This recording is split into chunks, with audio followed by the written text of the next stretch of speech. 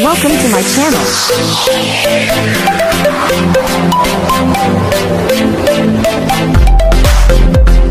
Ito ano? Bakit po gano'n, Nay? Na lagi na iiwan yung bata? Nag-uuling ako.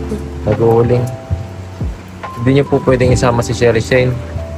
Hindi man, ayaw naman sumama sa bundok eh. Ayaw sumama po sa bundok. Bakit po ayaw? Gusto niya dito sa baba. Pero kahit na po, nag-iisa yung bata eh. Babae pa naman. Nag-i-eskwita kayo. Nag-i-school lang.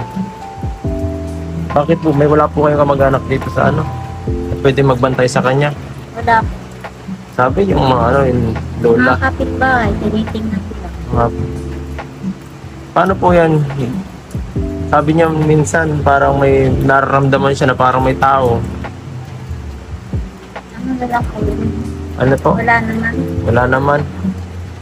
Pero nakakapag ano pa rin eh, nakakapag ano pa rin, nakakatakot pa rin kasi babae siya, solo-solo pa. Hindi natin alam. Baka mayroong isang beses mangyari yun. Yun ang iniiwasan natin. Wala po ba kayo dito ibang alam na trabaho? Wala. Wala. Pagtitinda dito sa ibaba, hindi nyo tira-try. Wala naman po. Walang puhunan. Eh paano kung halimbawa na ako, bigyan kita ng ano, ng puhunan, ganyan. Para sa iyong pinabuhayan nila seriously. Sa kabuhayan ninyo, ang kabuhayan. Gusto ko sana Ano? magtinda. Kaya Tindahan. bahay. Wala naman pong bibili dito sa may, ano dito. Kung siguro lako, mas maganda siguro. Pwede kang bigyan ng ano, ng kahit bisikleta. Ay, medyo matataas pa lang ano, mahirap magbisikleta dyan. Maglako, bibigyan ko kayong puhunan para makatulong sa inyong pamilya. So mga kasukay, mga Kalingap, finally, etong si Kalingap Edo at yung mama ni Sherry Shane ay nagkita na po sila, no? Buti na lang pagbalik dyan ni Kalingap Edo ay nandiyan na po at araw yun ng Pasko, no? Kahit Pasko ay nandiyan si Kalingap Edo para bisitahin itong si Sherry Shane, kumustahin kung ano ba yung nangyari dito sa batang ito, no, mga kasukay, mga Kalingap. Pero nandiyan yung mama ni Sherry Shane at finally nakausap din ni Kalingap Edo. So, eto nga, pinagsabihan siya ni Kalingap Edo bakit iniiwan niya itong si Sherry Shane samantalang mag-isa lang ito ay siyempre delikado para sa kalagayan sa sitwasyon ni Sherry Shane dyan. Lalo especially kapag gabi, mga kasukay, mga Kalingap. Mamaya may masamang loob nga naman na biglang pumunta dyan. So, wag naman sana, no? So, hanap buhay ng mama ni Sherry Shane is uling, no? Sa bundok. Kaya, iniiwan dyan si Sherry Shane dahil doon siya naghahanap buhay para meron silang pambili ng pagkain at yun yung pantustos dito kay Sherry Shane. Buti na lang, mga Kalingap, is nandyan si Kalingap Edo para suportahan itong si Sherry Shane. Kita nyo naman po yung bahay nila, no? Sobrang sira na, kailangan na talagang maipagawa. Sabi nga ni Kalingap Edo is kahit simpleng bahay ay pwede niyang maipagawa ito, no? Hindi naman yung concrete, kahit light materials lang ay pwede na po yan, no, mga kasukay, mga Kalingap. At eto, nakausap ng masinsinan ni Kalingap Edo itong mama ni Sherry Shane at gustong mangyari ni Kalingap Edo is mabigyan ng panghanap buhay itong mama ni Sherry Shane para hindi na pupunta sa bundok kasi iniiwan niya kasi itong si Sherry Shane, especially kapag gabi, walang kasamang matulog dyan. Napakadelikado po yun. So, ang gusto ni Kalingap Edo ay mabigyan ng panghanap buhay ito, yung maglako-lako para naman may kitain, no? At makatulong din sa everyday na kailangan nila, especially sa pagkain. So, nandiyan din po yung kapatid ni Sherry Shane na ngayon lang din nakita ni Kalingap Edo. Ito, panoorin po natin.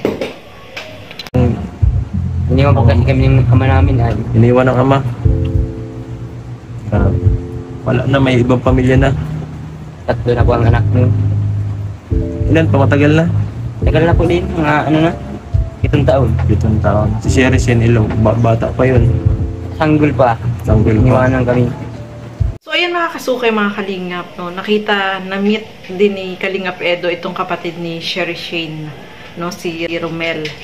So, ang trabaho pala nito is pagkakabud, no? Mahirap, delikado po yun, mga kasukay, mga kalingap. Lalo na, siya yung pupunta dun sa ilalim. Gaano kalalim? 75 feet. Sabi niya, 2 matataas na puno ng niyog. Ganon kalalim yung nilulubugan niya, no? So, napakadelikado po yun, mga kasukay, mga kalingap, no? Kasi, syempre, napakalalim nun. Grabe, nakakatakot po yun na trabaho, mga kasukay, mga kalingap. Yung pagkakabod, no? Yung pagkuha ng ginto sa ilalim ng lupa. So, delikado po yun. Kaya, sabi nga ni Kalingap Edo, is marami siyang mga kakilala na namatay na ganun yung trabaho. So, itong si Romel ay napakabata pa, 16 years old, pero ano na siya, no? Sanay na siya sa trabaho, especially itong pagkakabod. Napakahirap na gawin yan, mga kasukay, mga kalingap. Kaya ang gusto ni Kalingap Edo na mangyari is sana makapag-aral itong si Romel, at syempre matulungan yung mama niya na magkaroon ng hanap buhay para ito yung way para mabago yung kanilang kalagayan ng mga kasukay, mga kalingap. Mayroong mga sponsor naman na handang tumulong sa kanila, at yan nga, gustong bigyan ni Kalingap Edo ng puhunan itong si nanay para makapagsimula, no? Kasi yung pag-uuling po pala, mga kasukay, mga kalingap, is sobrang hirap na. Ay ilan lang yung sa loob ng 2 linggo, 5 sako, di 1,000 lang yung kikitain niya. Hindi naman po sapat yun, 2 linggo, 1,000. Talagang kulang na kulang po yun, no, mga kasukay, mga kalingap. Kaya sobrang hirap din yung kalagayan nila. Kita nyo naman po yung sitwasyon nila. Tapos nag-aaral pa itong si Sherry Shane.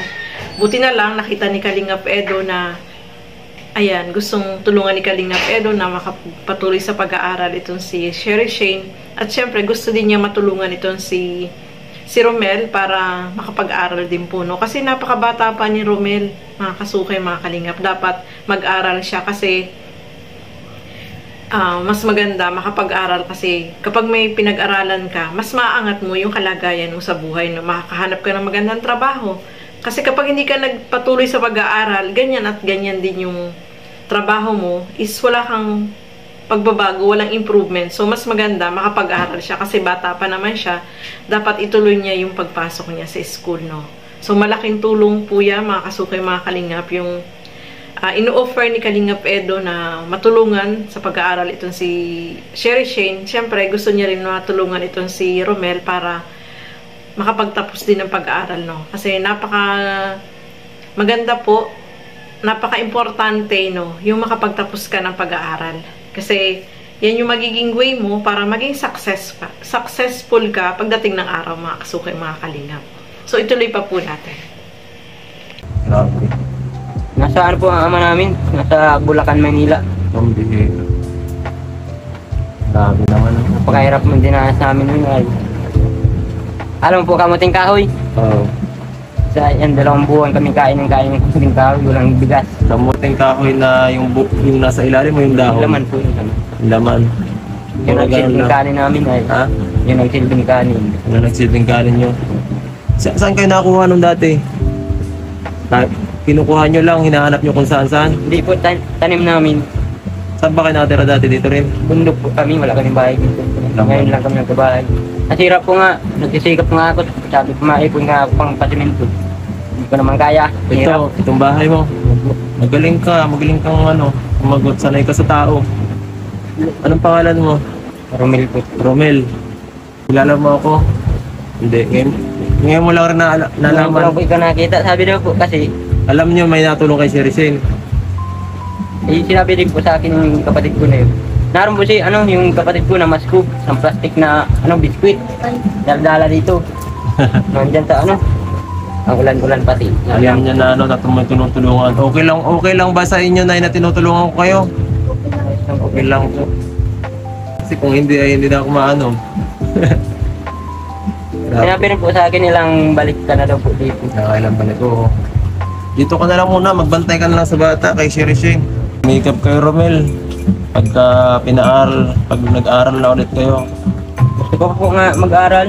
Kaso nga po ay nahirap yung buhay.